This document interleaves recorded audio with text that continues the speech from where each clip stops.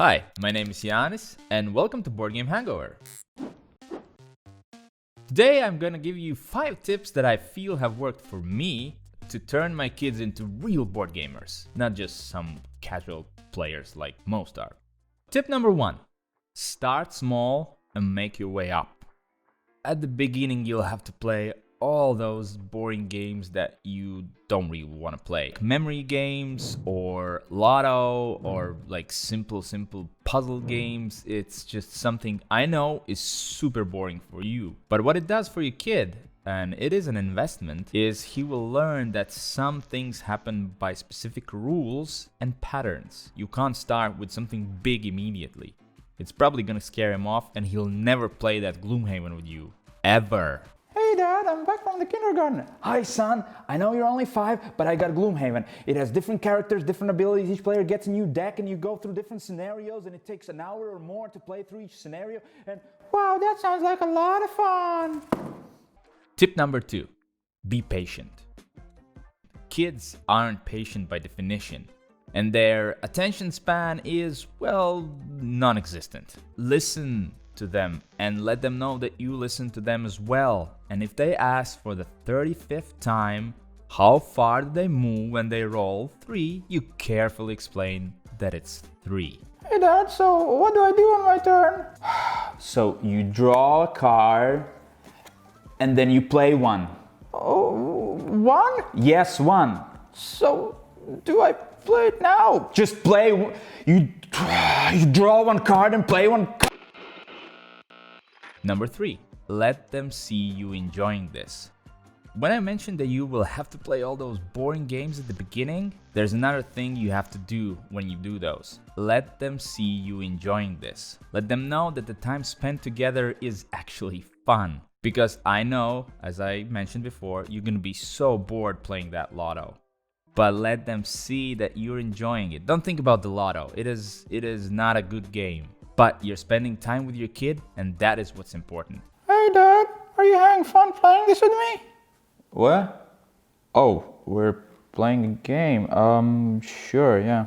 So much fun. Tip number 4 is don't let them win. Well, here's an important one that's gonna help them in their life, not just as a board gamer. Let them win sometimes, but not all the time. I mean, one of the biggest skills you can learn is to lose. It's gonna be very useful in life. I've seen so many 10-year-olds crying, like, well, 3-year-olds, that they just lost in this small, simple game because their parents had always, given up to them. It's horrible. Don't do that to your kid. Hey son, do you want to play a game? Yeah Dad, I love playing games and winning. Cool, let's see how you do this time. So here's a card for you, and here's a card for me, and then you get another one. Play one. I'll play this one. You win. But what if I play this one? You would have won as well. But what if we played that game? You would have won. And the last tip for today, number 5, is don't look at the age on the box. I know what I said about lotto and memory games, that you should start small, but if you feel your kid is ready, and you'll know it, trust me, try those bigger games. For example, if it says 8+ on the box and your kid is 6+, just try it.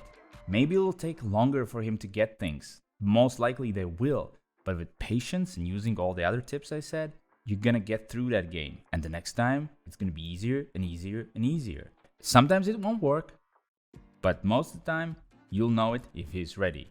Hey Daddy. Yes son? Can we play this game? Oh no son, it says 10 and up on the box and you're only 9.5. Oh.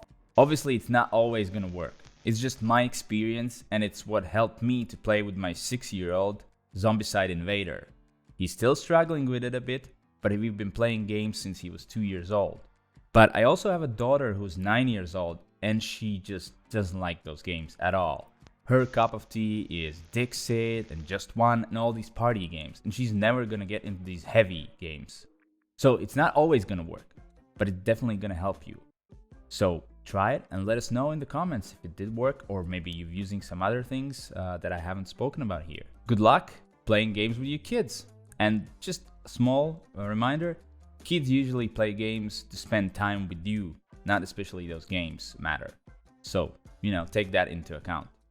But thank you for watching, please subscribe, and see you next time on Board Game Hangover. Humans are weird.